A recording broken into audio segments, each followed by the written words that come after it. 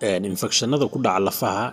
inta badan waa infectionna qofka ay adag tahay waqti hore inuu aqoonsado maadaama calaamadihiisa ay la mid yihiin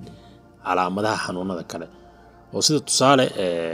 qofka haddii lugta oo kale infectionka oo ka saameeyo ama gacanta oo kale oo ka saameeyo ama dhabarka oo kale oo yani lafta ayaa ula jeedaa lafta oo ka saameeyo meelaha lafaha lugaha ama kuwa gacmaha ama kuwa dhabarka oo kale oo ka saameeyo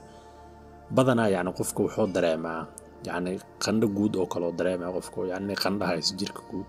أما سيجارة ماشاس إنفكشن كود عاي وهذا لوقت هل كانوا كلا هل كانوا كلنا حنون كدريمة يدنقشوا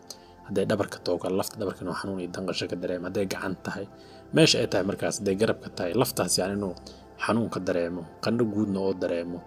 يعني وحان إهان أو قفكو دريمة كرو يعني مجران مركز لقى هلا سجود يعني إنفكشن هذا كود على فاه وأنا صوبت كان يسينو سنفهمين qofka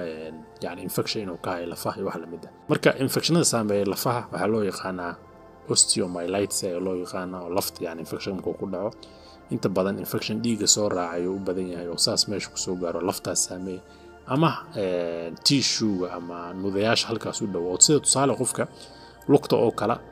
dhaawac ma juuga gaartay ama waxaan la dhahaa maaragtay ka soo baxo kala uu soo baxay wax la mid ah